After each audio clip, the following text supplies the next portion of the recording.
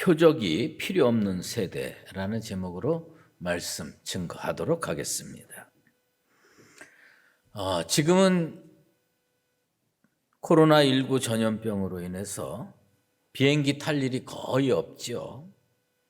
그러나 몇 년 전에만 해도 해외여행이 자유로웠습니다. 그래서 어쩌다 비행기를 타는 일들이 있었죠. 그럴 때 비행기를 타면 그 비행기가 이륙하기 전에 승무원들이 반드시 하는 일이 한 가지 있습니다. 기억나십니까? 비상시에 그 산소 마스크 쓰는 법, 그리고 또 이렇게 노란 거 이렇게 하고서 탈출하는 법, 그것을 꼭 설명을 해 줍니다. 갑자기 문제가 생겨서 기내에 기압이 떨어지면 자동적으로 산소 마스크가 머리 앞으로 선반에서 내려온다고 그럽니다. 그러면 승무원들이 시범을 보입니다. 근데 그 시범을 하면서 설명해 주는데 마음으로 그 승무원들의 그 멘트가 설명이 잘 받아들여지지 않았어요, 저는. 꼭 이런 설명을 합니다. 뭐냐면 산소 마스크가 내려오면 보호자가 먼저 착용을 하고, 그리고 그 다음에 동행하는 아이나 도움이 필요로 하는 분들에게 씌워줘라, 이렇게 설명을 합니다. 저는 처음에 그게 무척 이상하게 들려지고 받아들여지지가 않았습니다. 지금 내 아이랑 같이 비행기를 타고 갔는데 비행기가 위험해졌어요.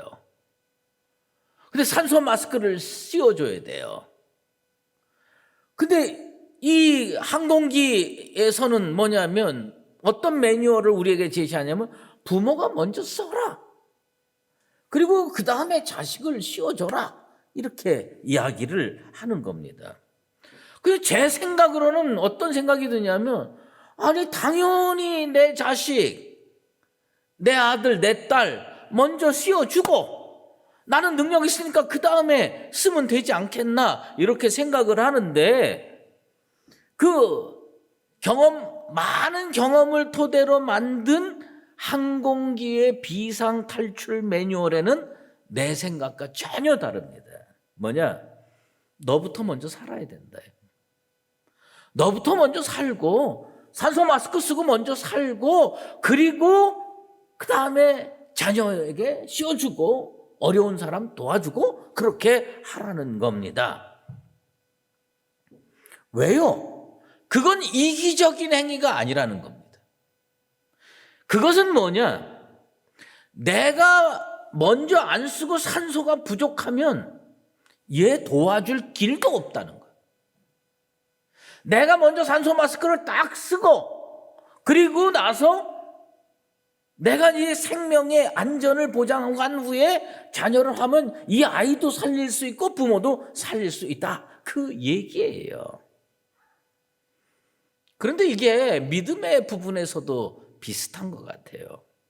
복음서를 묵상하면 예수님의 공생애에 가장 걸림돌 역할을 했던, 사탄의 하수인 역할을 했던 무리들이 있었어요. 그 무리들이 누구냐? 바리새인들이었습니다.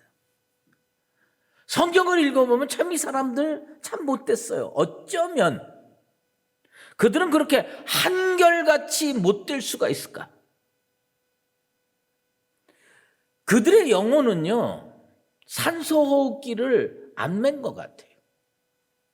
그래서 영적인 의미에서 생명의 산소가 끊어진 지 오래되어서 이미 죽은 상태예요. 그런데 더 큰 문제는 그들은 어떻게 생각하고 사느냐면, 자기들은 영적으로 나름 살았다고 생각하면서 살았다는 점입니다. 나름 올바르고, 나름 경건하고, 나름 하나님을 자기들만큼 제대로 사랑하는 사람이 없다고 생각해서 사사건건 예수님을 물고 늘어지고 있었습니다. 오늘 주님은 비상사태와도 같은 시대를 사는 우리들에게 질문을 하십니다. 너는 영적인 의미에서 생명의 마스크를 쓰고 있느냐? 내 영혼은 살아있느냐? 요한계시록에 보면 사대교회 이야기가 나오잖아요. 그 사대교회의 문제가 뭐냐? 내가 살았다 하는 이름은 가졌으나 실상은 죽은 자로다. 자긴 살았다고 생각을 했어요. 근데 예수님의 평가는 뭐냐? 넌 죽은 자야. 넌 죽었어. 내 영혼이 먼저 살아야 남을 도울 수가 있어요. 내 영혼이 예수님께서 보내주시는 그 산소가 공급되는 산소 마스크를 써야 내가 살 수 있어요. 그리고 내가 살아야 내 자식도 우리 주변의 이웃도 살릴 수가 있는 겁니다. 그런 의미에서 오늘 이곳에 나와서 예배드리는 우리 사랑하는 수유자님께 모든 성도들 먼저 여러분들의 영혼이 예수 복음으로 살아있게 되기를 주의 이름으로 축원합니다. 영혼이 죽은 자는 바리새인처럼 예수님의 생명의 역사에 걸림돌이 될 뿐입니다. 오늘 그 11절 말씀에 보면 바리새인들이 나와서 예수를 힐난하여 그를 시험하여 하늘로부터 오는 표적을 구하거늘 이라는 말씀이 나옵니다. 예수님은 그 달마두다 지방에서 그 칠병이어의 기적을 행하셨어요. 그리고 이제 갈릴리로 오셨습니다. 그런데 어디에 머물고 있었는지 모르는 바리새인들이 예수님 앞에 또다시 나타났습니다. 정말 집요한 무리들이에요. 꼭 사탄과 같아요. 절대로 안 떨어지려고 그래. 그리스도인들에게 안 떨어지려고 그래. 이 바리새인들은 예수님을 좋아해서 그런 건 아니지만 어쨌든 예수님 곁에 자꾸 다가오는 거예요. 근데 이 바리새인들은 어떤 사람들이냐? 예루살렘 본거지에서 파견된 악한 무리입니다. 그들의 목적은 오직 하나입니다. 예수님 책잡기 위해서 쫓아다니는 거예요. 예수님 올가매기 위해서 쫓아다니는 거예요. 예수님 감옥에 가두거나 아니면 죽이거나 이런 아주 악한 목적을 달성하기 위해서 그들은 예수님을 쫓아다닙니다. 그런데 오늘 본문과 병행 본문인 마태복음 16장 1절에 의하면 바리새인과 사두개인들이 예수님을 책잡기 위해서 함께 찾아왔음을 기록하고 있습니다. 이게 무슨 얘기냐? 원래 이 바리새인과 사두개인은 제가 여러 번 설교에서 설명드렸지만 철천지 원수입니다. 우리나라로 얘기를 하면 A당과 B당과 같아. 그래서 맨날 붙어 싸우고 앙숙이고 으르렁거리고 이런 관계예요. 그런데 참 묘한 거는요. 예수 반대하는 일에는 어쩌면 그렇게 찰떡궁합으로 뜻이 맞고 마음이 하나가 되는지 모르겠어요. 악한 사람들 보면 말이에요. 악한 일 하는 데는 어쩌면 그렇게 일치단결이 잘 되는지 모르겠어요. 기가 찰 노릇이죠. 근데 이 사탄의 하수인 노릇하는 바리새인들이 예수님 착 보자마자 한 일이 뭐냐? 예수님 힐난하는 겁니다. 이 힐난이라고 하는 거는 단순한 논쟁을 하는 게 아니에요. 그것은 뭐냐? 악감정을 가지고 비판하는 겁니다. 인터넷을 들어가 보면 이 한국 안에 예수 믿는 사람들에 대해서 악감정을 가지고 있는 사람이 참 많다는 걸 느끼게 됩니다. 댓글들을 보면 정말 가슴이 철렁 내려앉을 정도의 댓글들을 달아놓은 사람들이 있어요. 그게 혼란이지요. 이 사람들은 예수님 말씀에 귀를 기울이지 않습니다. 그리고 오직 비난만 일삼습니다. 그리고 이 사람들이 혼란만 한 게 아니라 한 단계 더 나아가요. 그게 뭐냐? 시험을 하는 겁니다. 근데 제가 오늘 이 시험하다라고 하는 말에 헬라어를 여러분에게 말씀드리려고 그래요. 페이라조라는 헬라어를 썼어요. 이 페이라조라는 말은 어디서 쓰였느냐 하면 예수님께서 광야에서 40일 금식하고 마귀에게 사탄에게 시험 받으실 때에 그 시험하다라는 말이 페이라조라는 단어를 쓰는 겁니다. 그러니까 지금 뭐냐면 바리새인들, 마가가 왜 그 단어를 썼는지를 우리는 유심히 봐야 돼. 바리새인들이 예수님을 시험하는 그 페이라조는 어디서 이루어졌던 단어였고 행위였느냐? 마귀가 광야에서 예수님 시험할 때 쓰여졌던 단어다. 그러니까 이 마가는 무엇을 얘기를 하느냐? 마귀가 예수님 시험한 거하고 바리새인이 예수님 시험한 거하고 똑같다 이거예요. 똑같다 이거예요. 그러니까 사탄의 하수인들 아니냐? 그런 의미입니다. 바리새인들은 그걸 의식했는지 의식하지 못했는지 그것은 아마 그들 잘 모를 겁니다. 그런데 이게 어디 또 쓰여있지는 가룟 유다가 예수님 배신하고 팔았을 때에도 사탄이 그 마음속에 쑥 들어가서 사탄의 하수인 노릇할 때도 사용이 되는 겁니다. 여러분, 원수 마귀의 시험을 믿음으로 이겨내는 나와 여러분 꼭 되기를 주의 이름으로 축원합니다. 그런데 이 사람들이 예수님을 시험하려고 뭘 했느냐? 하늘로부터 오는 표적을 구했습니다. 하늘로부터 오는 표적. 근데 성경에는요, 표적이라는 말이 나오고 이적이라는 말이 나옵니다. 이 표적과 이적의 차이가 뭐냐?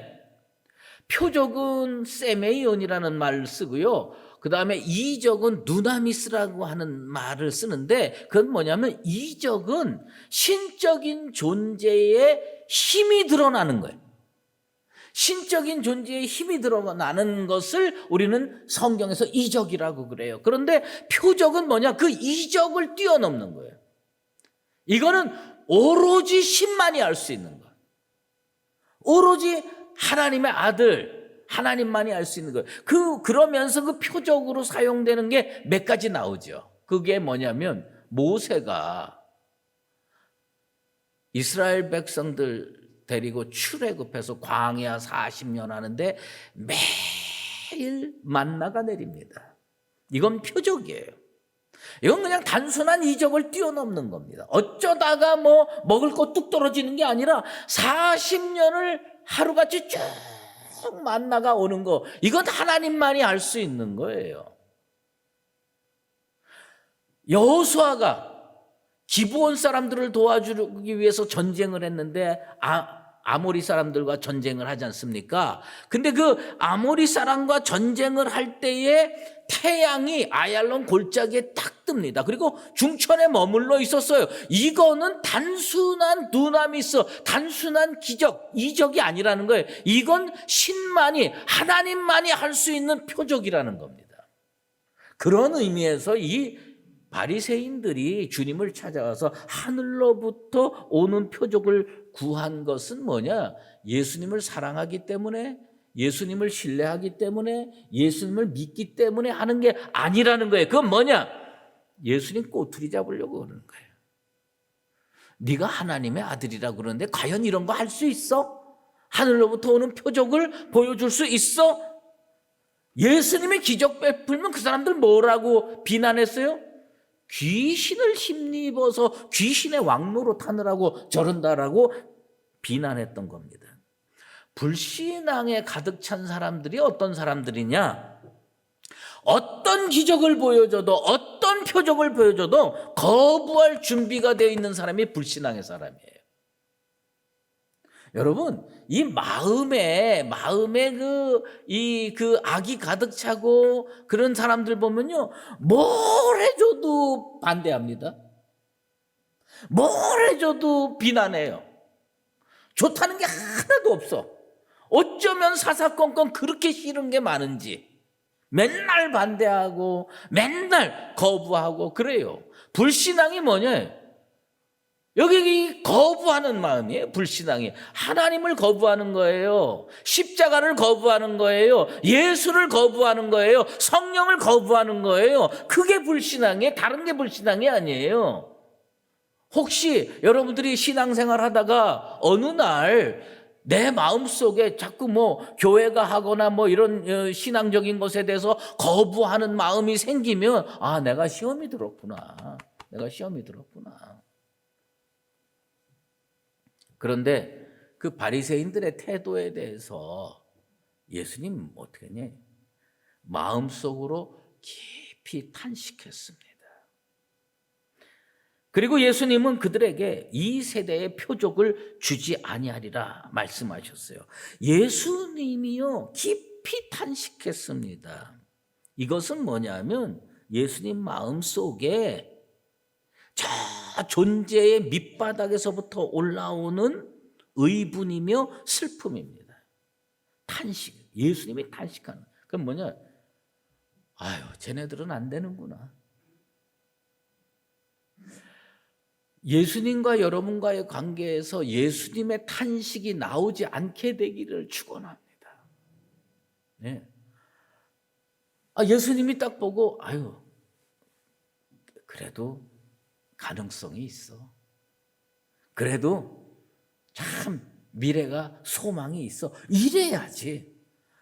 예수님이 깊이 탄식하면서, 아니다, 안 되는구나 저 사람들. 이러면 그건 뭐냐면 예수님의 포기입니다. 예수님이 전능하지 않아서 포기한 게 아니에요. 우리는요, 능력도 없으면서 자꾸 포용하라는 거예요. 여러분, 그 사람들이 회개하고 돌아오는 거야. 포용해야죠. 그런데 자기 능력도 없으면서 그거 자꾸 포용하다 보면 어떻게 되냐? 그럼 사탄의 무리와 휩쓸리는 거예요. 예수님께서 깊이 탄식했습니다. 믿으려고 했으면 벌써 믿고 회개의 자리에 나갔을 겁니다. 그런데 그들은 오로지 한 가지 관점밖에 없어요. 그건 뭐냐면 예수님 올무에 빠뜨려서, 그래서 예수님 걸려 넘어지게 해야 되겠다, 그런 겁니다. 이게 인간적인 집요함, 이런 게 참 문제가 됩니다. 저는 불교에 대해서 아는 게 없지만 불교에는 그 삼천배라는 게 있습니다. 이게 말이 쉬워 삼천배지. 가끔 텔레비전이나 이렇게 연속극이나 이런 데 이렇게 보면요, 어떤 절 불당에 가가지고 그 불교 신자가 이런 네모난 방석에 이렇게 해가지고 엎드립니다. 이렇게 엎드려가지고 하는데 그걸 3,000번 일어섰다 앉았다 엎드렸다 하는 걸 3,000번 하는 겁니다. 정말 지극정성도 이런 지극정성이 없어요. 인간의 한계를 뛰어넘는 간구라고 느껴집니다. 세상 말로 저는 결기가 느껴져요. 야, 지독하구나. 근데 또 그 비슷한 게 또 있어요. 그게 뭐냐면 삼보일배라는 말이 있는 거예요. 그건 뭐냐? 목표 지점이 있어요.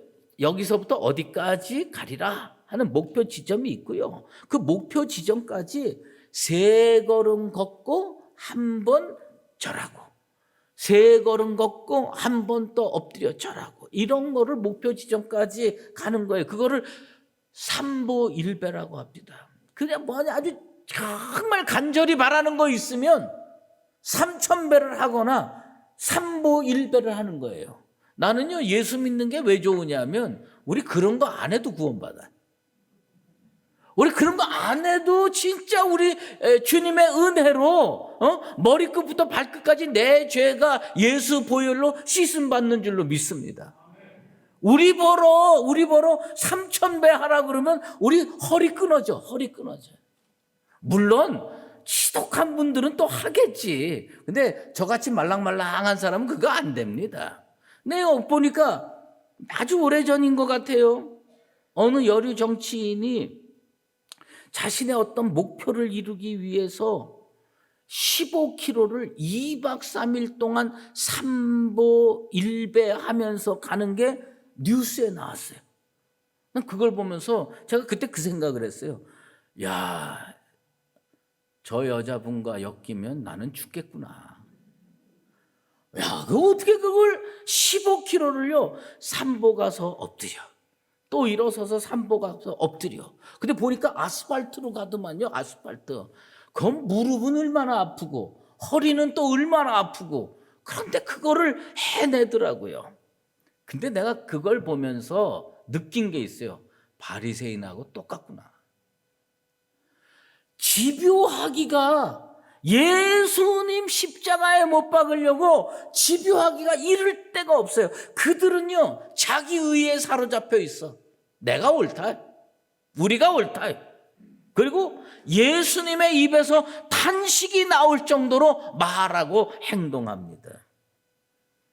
혹시 우리 속에 이런 면이 있는지를 살펴볼 필요가 있습니다. 그래서 야고보 사도가 이런 권면을 하지요. 오직 믿음으로 구하고 조금 더 의심하지 말라. 이런 사람은 무엇이든지 주께 얻기를 생각하지 말라. 이게 뭐냐? 인간적인 측면에서 그렇게 한다고 되는 게 아니라는 거예요. 뭐냐? 믿음으로 구해야 돼.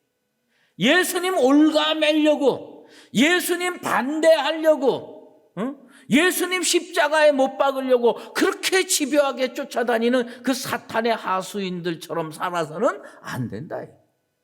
우리는요, 기도를 해도 3,000배 할 생각하지 마시고 믿음으로 하시게 되기를 주의 이름으로 축원합니다.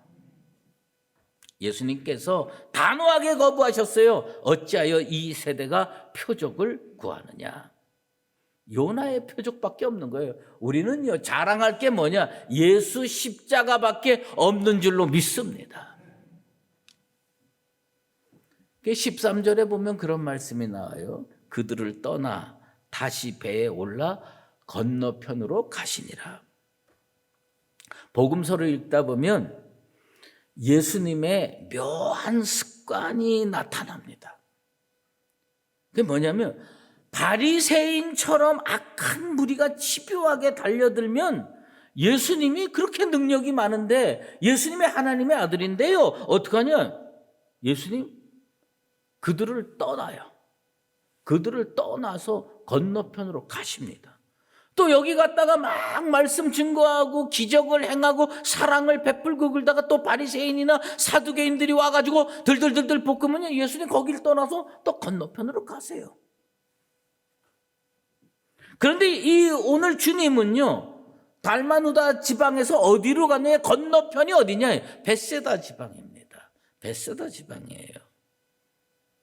이거에 우리는요, 깊은 주의를 기울일 필요가 있어요. 유영만이라고 하는 교수가 이런 사람 만나지 마세요라는 책을 썼어요. 제가 언젠가 설교에 한번 인용을 했습니다. 그런데 이 사람이 만나지 말아야 될 첫 번째 사람이 있어.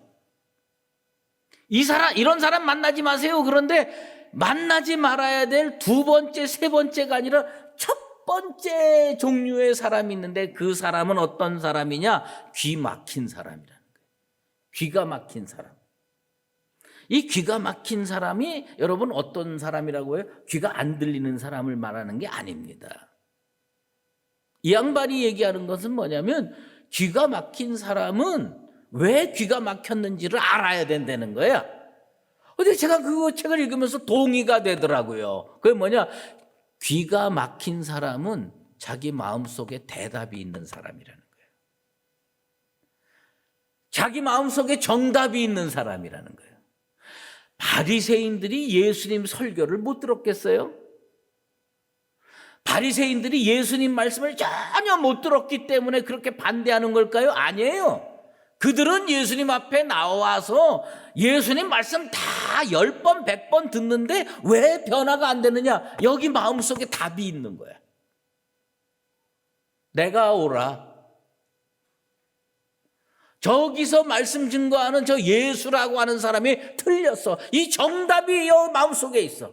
정답이 여기 마음속에 있으니까 그 하늘의 진리 성령 충만한 말씀이 와도 움직여지지가 않는 거예요.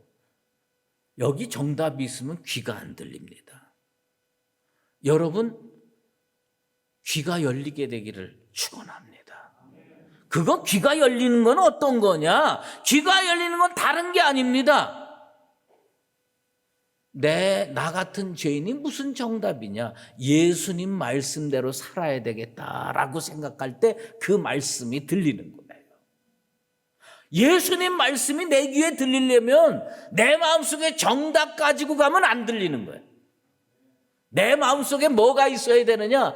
이 마음에 주님 긍휼을 간구합니다.